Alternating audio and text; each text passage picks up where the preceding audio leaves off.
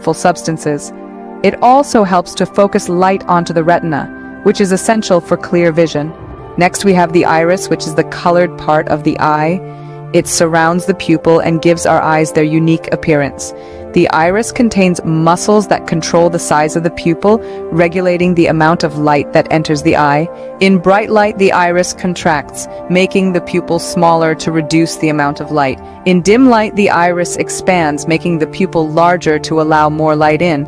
Finally, we come to the pupil, which is the black circular opening at the center of the iris. The pupil appears black because it absorbs most of the light that enters the eye. Its main function is to control the amount of light that reaches the retina. When the pupil is small, only a limited amount of light enters the eye. Conversely, when the pupil is large, more light is allowed in.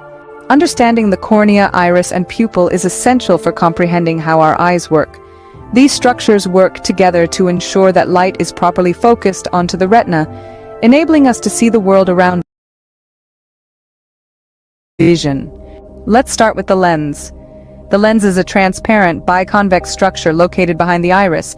It helps to focus light onto the retina, which is essential for clear vision. The lens can change its shape to adjust the focus, allowing us to see objects at different distances. Next, we have the zonules. Also known as the suspensory ligaments, the zonules are thin fibers that hold the lens in place.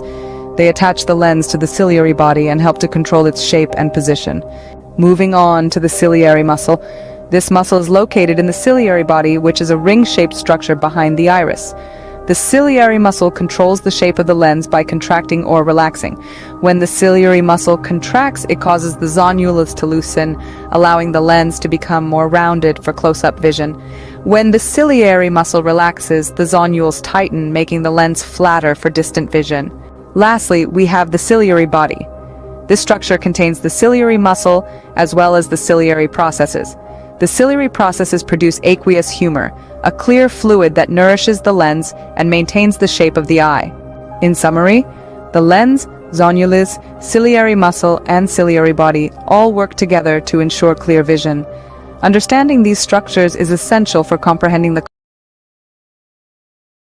Start with the anterior chamber. The anterior chamber is located between the cornea and the iris. It is filled with a clear fluid called aqueous humor. The main function of the anterior chamber is to maintain the shape of the eye and provide nutrients to the cornea and the lens.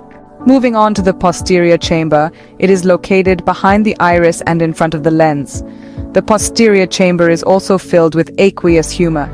Its main function is to provide nutrients to the lens and the retina.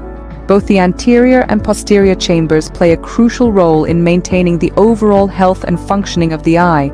They help in regulating the intraocular pressure and ensuring that the eye maintains its shape. Understanding the anatomy of the eye is essential for diagnosing and treating various eye conditions. By studying the anterior and posterior chambers, eye care professionals can identify any abnormalities or diseases that may affect the eye. In conclusion, the anterior and posterior chambers of the human eye are vital components that contribute to the overall health and functioning of the eye.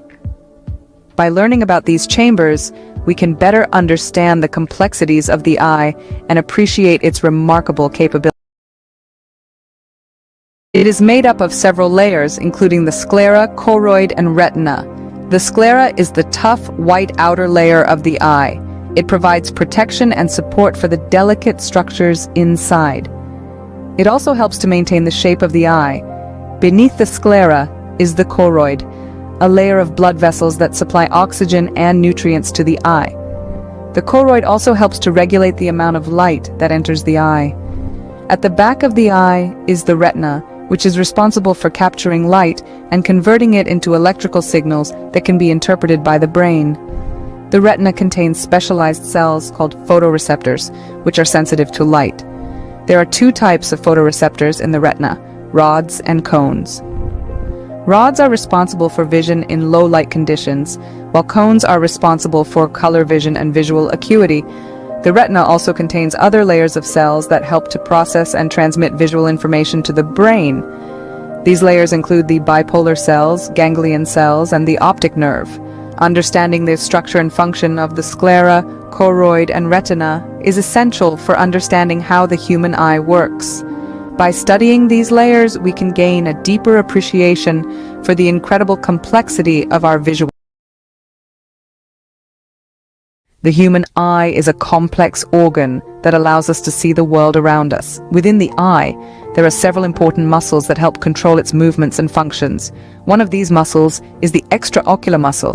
These muscles are responsible for moving the eye in different directions. There are 6 extraocular muscles in each eye, and they work together to allow us to look up, down, left, and right. Another important muscle in the eye is the sphincter muscle. This muscle is located in the iris, which is the colored part of the eye. The sphincter muscle controls the size of the pupil, which is the opening in the center of the iris. When the sphincter muscle contracts, the pupil becomes smaller, and when it relaxes, the pupil becomes larger. The dilator muscle is another muscle located in the iris. This muscle works in opposition to the sphincter muscle. When the dilator muscle contracts, the pupil becomes larger, and when it relaxes, the pupil becomes smaller.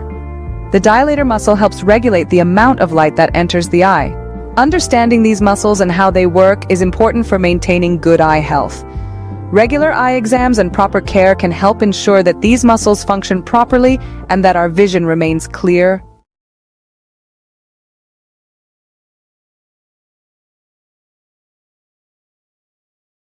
Have you ever wondered how we see the world in such exquisite detail? The secret lies within our eyes, specifically within 2 tiny areas known as the macula and the fovea. The macula, measuring just about 5 millimeters in diameter, is a small, highly pigmented yellow spot near the center of the retina in our eyes. This specialized area is responsible for our central high-resolution color vision, which is necessary for tasks like reading, driving, recognizing faces, and seeing fine details. Nested within the macula is a minute pit called the fovea. This is the site of our sharpest vision and the only part of the retina that sees color.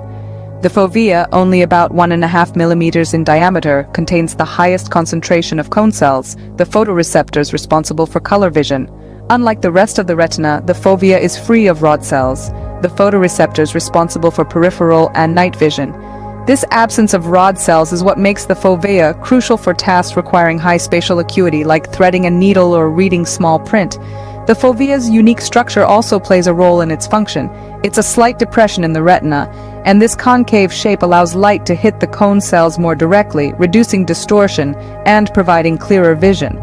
So to sum up, the macula and fovea are 2 tiny yet powerful structures in our eyes.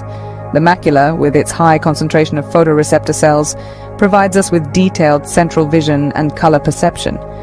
Nestled within it, the fovea, free of rod cells and densely packed with cone cells, offers us our sharpest vision and the ability to see color.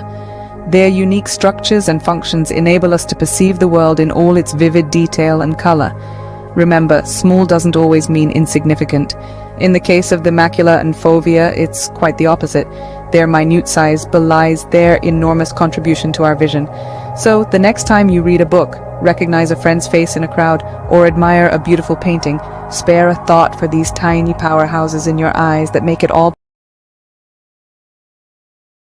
The limbus is the border between the cornea and the sclera. It is a transitional zone where the clear cornea meets the white sclera. The limbus contains important structures such as blood vessels and nerves that supply the cornea. Moving on to the angle of the anterior chamber, this refers to the space between the cornea and the iris. It is an important area for the drainage of aqueous humor, the fluid that nourishes the eye. The angle of the anterior chamber is crucial for maintaining proper intraocular pressure and preventing conditions such as glaucoma. To better understand these structures, let's take a look at a biological diagram. As you can see, the limbus is depicted as the border between the cornea and the sclera. The angle of the anterior chamber is shown as the space between the cornea and the iris. By studying the limbus and angle of the anterior chamber, we can gain valuable insights into the health and function of the eye. Understanding these structures can help in the diagnosis and management of various eye conditions. The optic nerve and optic disc are important structures in the human eye. The optic nerve is responsible for transmitting visual information from the eye to the brain. It is made up of millions of nerve fibers that carry electrical signals generated by the retina. The optic disc, also known as the blind spot, is the area where the optic nerve exits the eye. It is located at the back of the eye, near the center of the retina.